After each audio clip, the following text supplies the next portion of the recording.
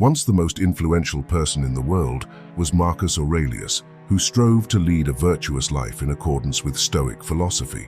In contrast to several Roman emperors, he refrained from indulging in the abundant pleasures available to him, abstaining from excessive wine consumption and attending sadistic events in the Colosseum.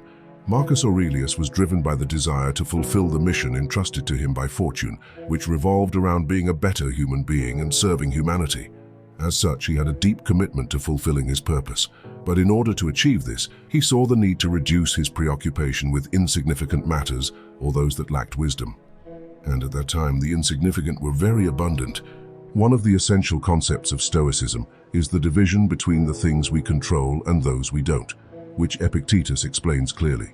Most, if not all, things beyond our own actions or influences do not depend on us.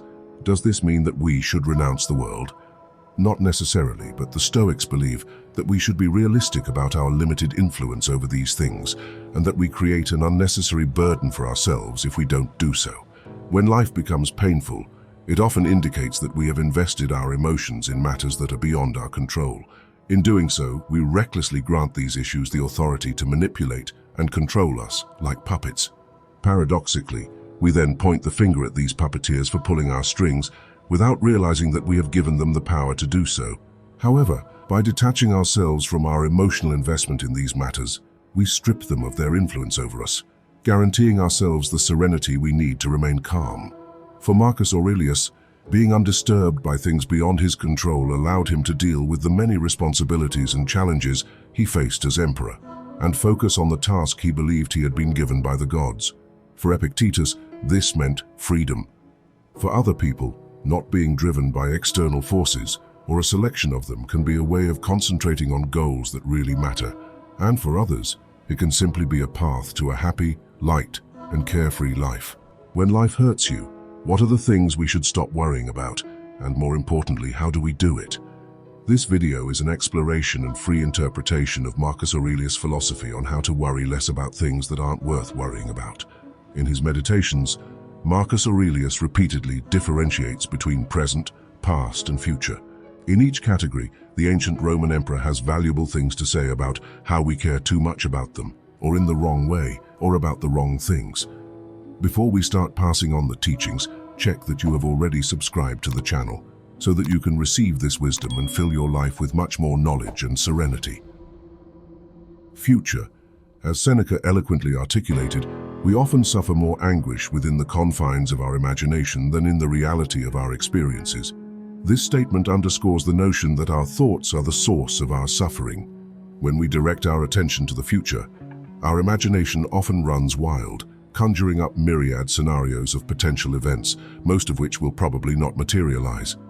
In anticipation, we contemplate strategies for dealing with these possible outcomes, while trembling with nervousness due to our uncertainty about how the future will turn out.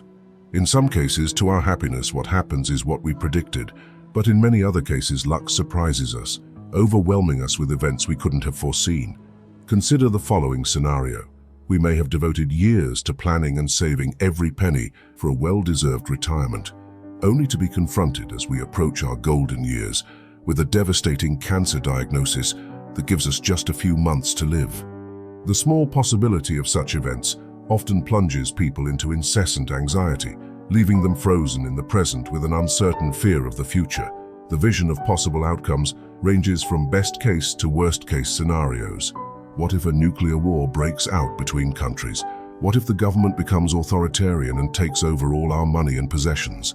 These dire consequences are arguably within the realm of possibility, but as long as they aren't happening in the present, we can't deal with them because these events simply aren't happening, at least not yet.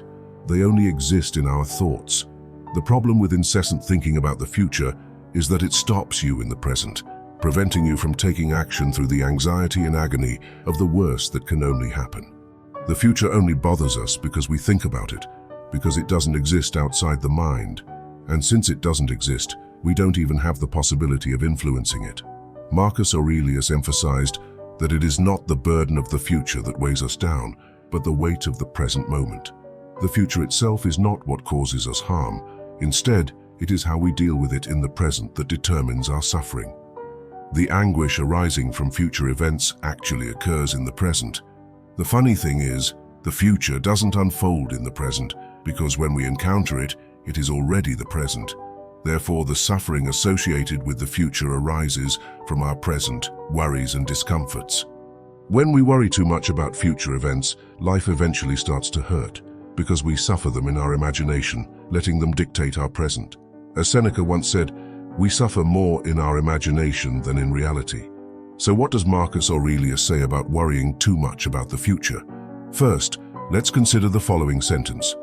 Never let the future disturb you. You will face it if need be, with the same weapons of reason that today arm you against the present. He emphasized the notion that if he could cope effectively in the present, he would have the ability to face the challenges of the future as well. He advised himself not to dwell on all the possible terrible scenarios that could unfold, and instead encouraged and focused on the circumstances that unfolded in front of him. When he concentrated on the present, Marcus Aurelius realized that he could endure it.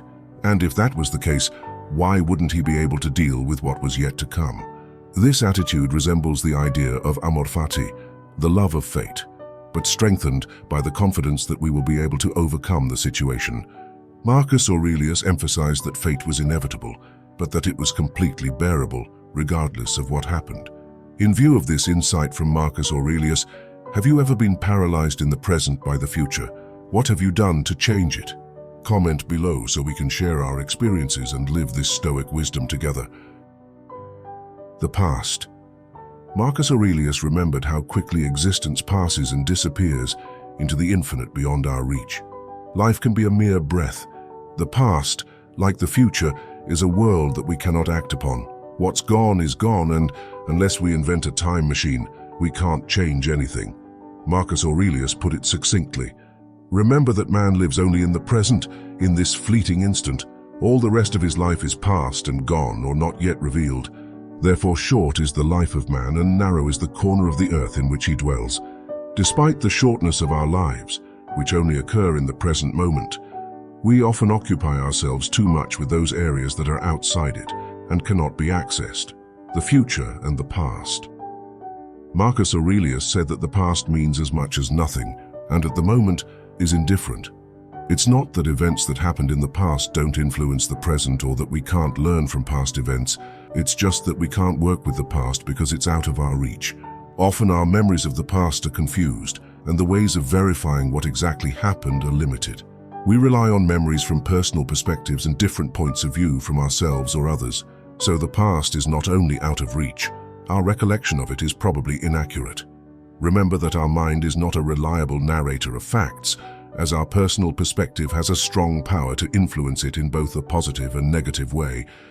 However, we persist in our emotional attachment to past events, often repeating them in our thoughts, thus reliving the anguish they once inflicted on us. Some believe that by contemplating the past, we can exert some influence over it. However, this is a painful illusion. The past exists as an irretrievable history. The writing of its pages has escaped our grasp. All that remains within our grasp is the ability to manage our thoughts about something that was washed away long ago, never to return. Many people find themselves uttering phrases like, "I wish I had dealt with this differently." However, these wishes are based on the unattainable. These thoughts only serve to awaken desires that can never be fulfilled, offering no productive gain. In fact, the Stoics avoided having these kinds of thoughts because, as well as being unproductive, most of the time, they would reinforce a cycle of bad feelings, such as regret and anguish over the mistakes we've made. Instead of focusing on the past events themselves, Marcus Aurelius concentrated on his reaction to them. We can't control past events. Most likely, we couldn't avoid them when they occur in the present either, but we can control how we position ourselves in relation to these events. Initially, we can consider the unhappy past. We may have had a tragic childhood or suffered the end of romantic relationships or failed in projects that we very much wanted to accomplish. But according to Marcus Aurelius, the nature of these events is not so important. What counts is how we deal with them. He said, "It's unfortunate that this happened. No, it's fortunate that it happened and that I remained unharmed without being shaken by the present or frightened by the future. It could have happened to anyone, but not everyone could have remained unscathed. Why treat one thing as misfortune and the other as luck? Can you really call something that doesn't violate human nature a misfortune? Or do you think that something that is not against the will of nature can violate it? But you know what her will is. What has happened to prevent you from acting with justice, generosity, self-control, sanity, prudence, honesty, humility, frankness, and all the other qualities that allow a person's nature to be realized? From the perspective of Stoic philosophy, what happens is not an event and a reaction, but rather an event, a judgment or observation about that event, and only then a reaction. They thought that perhaps they couldn't prevent events, but that they could direct their judgment and their reaction to it. It's interesting to note that Marcus Aurelius didn't completely dismiss the importance of the past. Instead, he recognized its potential value as a source of learning. He believed that by examining the patterns and rhythms of the past, how events tend to ebb and flow, often repeating themselves, we can gain insights that help us predict and prepare for the future. This perspective allows us to extrapolate the past to inform our understanding of what is to come. Marcus Aurelius's thinking also strengthens our ability to adapt to events. That is, if it has happened in the past, perhaps we can prevent it this time, or we will know how to deal with it better than in the previous situation. This will help you not to make the same mistakes and dwell on the past again, as this will bring you anguish and anxiety, leaving you stuck in the present without the action for a better future. If anxiety and anguish are emotions that you find difficult to control in the modern world, I've left a link in the first comment to help you master this emotion like Marcus Aurelius did. Take a look. The present. This is your now. Marcus Aurelius often emphasizes that the present moment is our unique and exclusive domain. It is the confined realm to which we have access at this very moment. It serves as a vantage point from which we can observe the limitless depths of the past and the indispensable obscurity of the future. Marcus Aurelius remained committed to anchoring himself in the present and concentrating on what was within his sphere of control, the present moment. However, even when we manage to let go of the past and reduce our anxieties about the future, we often find ourselves spending excessive worry on matters that have no real significance, matters that are happening before our eyes right now. We often feel discontent with how life is unfolding in the here and now, and when events deviate from our desires, we often succumb to emotions such as anger, sadness, or despair. Nowadays, this happens because of the insatiable use of social media, because we always want some stimulus to make us feel like acting in the present, but this is an illusion to lose. And according to Marcus Aurelius, it's pointless getting emotionally upset about what fortune offers us. The way the world around us unfolds doesn't depend on us. The way we react to it does. Remember, an event, a judgment, and a reaction. However, we tend to get upset because we don't like what is happening, or because what we want to happen doesn't happen. Marcus Aurelius said that we shouldn't fight against what we are obliged to fight against. He compared people who fight against luck to pigs that kick and squeal when they are sacrificed. It's no use because we can't avoid what the gods have in store for us. We can't stop people from wanting to fight in wars. We can't stop natural disasters from happening. We can't stop our bodies from getting old. In the same way, we can't force the world to fulfill our desires. There is no guarantee that the people we are attracted to will reciprocate our feelings, and there is no guarantee that everyone will experience life's opportunities in the same way. This is an inseparable impossibility. However, we often spend a considerable amount of time and energy resisting the immutable aspects of reality, things that we are powerless to change, regardless of the methods at our disposal. Our emotions oscillate between anger at unfulfilled desires and sadness when faced with unwanted circumstances. As a result, the present moment becomes a chamber of torment in which we endure the vagaries of fate. On the other hand, there are cases in which we fall in love with the present, clinging to it tenaciously, afraid to give up what we have. Once again, we surrender control to the whims of luck. But because of our total involvement with everything around us, fleeting and ungovernable, we often fail to see what really depends on us, our choices, actions, and opinions. Marcus Aurelius saw the law of nature as our master. If we run away from it or feel sad or angry because of it, we are nothing more than deserters and fugitives. We must accept nature's ways, embrace them, and focus on dealing with them, rather than wasting our energy on aversion or attachment to our circumstances. We have to keep in mind that nothing is permanent, that for many people it's something to be sad about, for others it's something to be happy about. A person who is in a bad phase knows that it will end, which can motivate them to continue.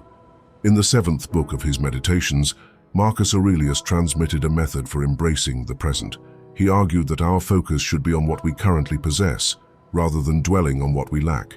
This is also about gratitude, which, according to the Stoics, before asking for more, we should be grateful for what we already have. However, he advised caution in this approach. In his own words, treat what you don't have as non-existent. Look at what you do have, the things you value most, and think about how much you would like to have them if you didn't have them.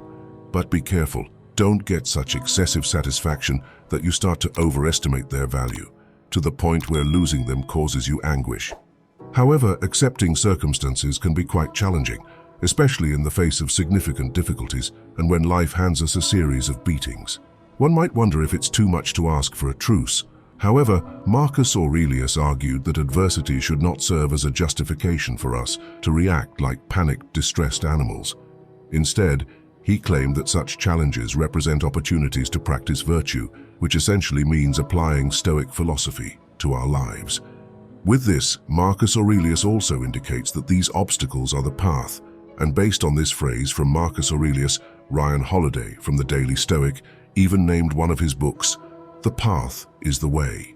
The essence of life does not revolve around the splendor and luck of our external circumstances, because these aspects are inherently capricious, fragile, and beyond our control. What really matters, according to the Stoics, is how we face the situations that unfold before us. Marcus Aurelius believed that this should be our main concern. As Marcus Aurelius put it, "For to me the present is a chance to exercise rational virtue, civic virtue in short, the art that men share with the gods. Both treat whatever happens as sacred, natural, not new or difficult to deal with, but familiar and easy to handle." These Stoic virtues are intended to make us think rationally and have clear thinking, especially in the face of adversity, where emotion reigns and controls us a lot of the time. To deal with this mentality of caring less about pain, the Stoics always used a few lessons to be able to think clearly. Click on the video on the screen and see right now how the Stoics did it.